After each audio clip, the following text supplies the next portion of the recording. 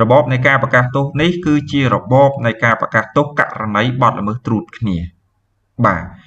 នៅក្នុងគោលការណ៍នៃរបបនៃការប្រកាសទោសករណីបទល្មើសត្រួតគ្នានេះគឺជារបបមួយដែលបញ្ញត្តិកំណត់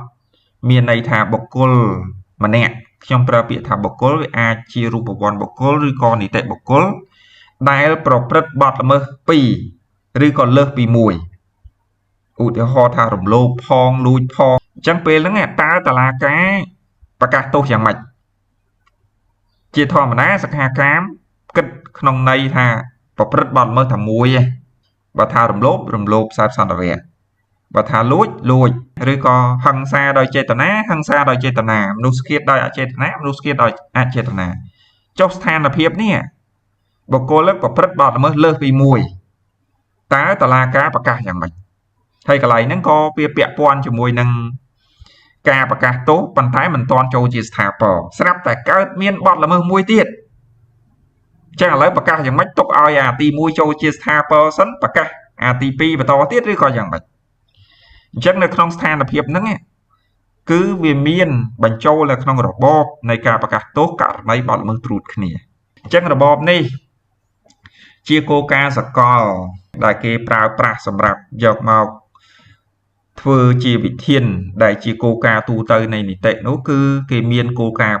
3ដើម្បីអនុវត្តនៅក្នុងរបបហ្នឹងដែលជារបបនៃការប្រកាសទោសករណីបទល្មើសត្រួតគ្នាហើយខ្ញុំសូមបើកវងកញ្ចក់បញ្ជាក់បន្ថែមណាចំពោះរបបនេះសិក្ខាកាមត្រូវតោងយល់ថាពុំទាន់មានសេចក្តីសម្រេចចូលជាស្ថាពរទេហើយការប្រព្រឹត្តបទល្មើស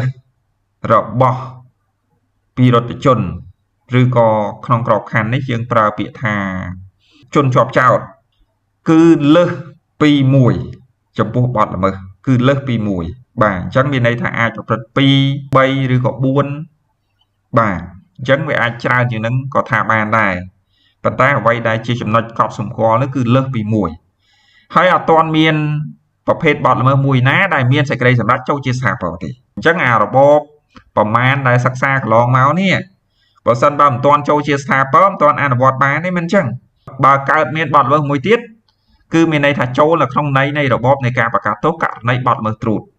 គេនឹងយកមកដើម្បីប្រើប្រាស់នៅក្នុងគោលការណ៍ទូទៅដែលជាគោលការណ៍រួមនៃនីតិវាមានគោលការណ៍បោកទោសគោលការណ៍ស្រូបទោសហើយនិងគោលការណ៍ត្រួតទោសដែលតុលាការត្រូវពិនិត្យទៅតាមលក្ខខណ្ឌច្បាប់ដើម្បីយកគោលការណ៍ណាមួយយកមកអនុវត្តហើយការយកអនុវត្តមិនមែនចេះតែយកទេគឺត្រូវផ្ទៀងជាមួយនឹងបញ្ញត្តិជាធរមានតើបញ្ញត្តិកំណត់យ៉ាងម៉េចឥឡូវខ្ញុំបញ្ជាក់អំពីគោលការណ៍ទាំង3នឹងឲ្យយល់សិនពាក្យថាគោលការណ៍បោកទោសគឺមានន័យថាយកទោសទី1បូកទោសទី2មានន័យយ៉ាងម៉េចមានន័យថាយកទោសនៃបទល្មើសទី1បូកទោសនៃបទល្មើសទី2ឧទាហរណ៍ករណីដែលរត់ចេញពីពន្ធនាគារអញ្ចឹងទោសទី1ដែលផ្ដន្ទាទោសឲ្យគាត់ជាប់ពន្ធនាគារត្រូវយកមកបូកជាមួយនឹងទោសដែលគាត់បានប្រព្រឹត្តករណីរត់ចេញពីពន្ធនាគារវាជាករណីពិសេសមួយដែលទោសទី1ទោះបីជាចូលជាស្ថាពរក៏ដោយគឺត្រូវយកមកបូកបញ្ចូលជាមួយទោសទី2ហើយបើសិនបើមានស្ថានភាពនៃរបបនៃការប្រកាសទោសដោយឡែកចូលនៅក្នុងនោះឧទាហរណ៍ដល់ព្យួរក៏ត្រូវដកហូតការព្យួរដើម្បីយកមកបំពេញឲ្យពេញលេញនៃការអនុវត្តទោសដែរមួយទៀតគោលការណ៍បូកទោសនេះជាគោលការណ៍គឺគេច្រើនតែប្រើចំពោះទោសពិន័យជាប្រាក់អញ្ចឹងគឺបូកបញ្ចូលគ្នាតែម្ដងមិនថាពិន័យជាប្រាក់ក្នុងបទមជ្ឈិមបទអក្រិតបទលហុទេឲ្យតែពិន័យជាប្រាក់គឺបូកបញ្ចូលគ្នាទាំងអស់គោលការណ៍មួយទៀតគេហៅគោលការណ៍ស្រូបទោសគោលការណ៍ស្រូបទោសនេះខ្ញុំឧទាហរណ៍ឲ្យងាយយល់គោលការណ៍នេះដូចសត្វពស់អញ្ចឹងសត្វពស់លេបកង្កែបពេលខ្លះលេបខ្លះហើយពេលខ្លះក៏លេបទៅទាំងមូលអញ្ចឹងស្រូបទោសវាអាចមួយផ្នែកឬក៏ស្រូបទោសទាំងមូលបើមួយផ្នែកមានន័យយ៉ាងម៉េចមានន័យថាអានៅសល់អនុវត្តទៅគោលការណ៍គេស្រូបគេយកអាធំស្រូបអាតូចឧទាហរណ៍ថាបទល្មើសទី1បទល្មើសលួចផ្ដន្ទាទោស6ខែ3ឆ្នាំអញ្ចឹងនៅក្នុងសេរីសម្រេចលួចហ្នឹងផ្ដន្ទាទោស3ឆ្នាំហើយមួយទៀតបទល្មើសមួយទៀតបទឃាតកម្មផ្ដន្ទាទោស10ឆ្នាំទៅ15ឆ្នាំហើយដល់ក្នុងសេចក្តីសម្រេចកំណត់ថាផ្ដន្ទាទោស10ឆ្នាំ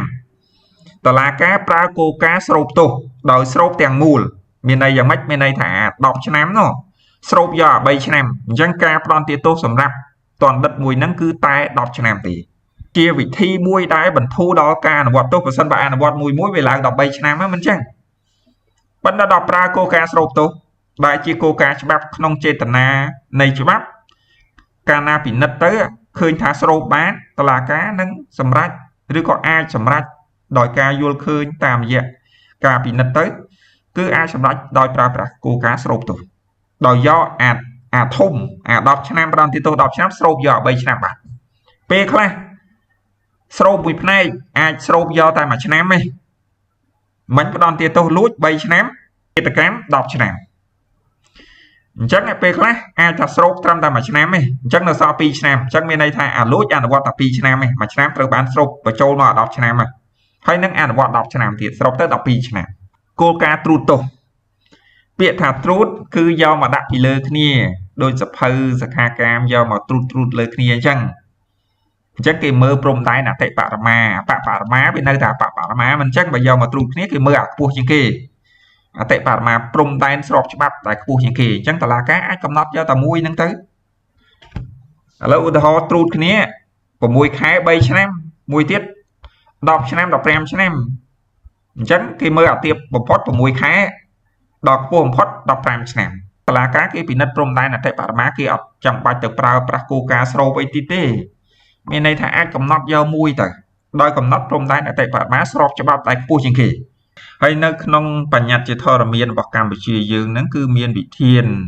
ទូទៅដែលមានចែងចាប់ពីមាត្រា136រហូតដល់មាត្រា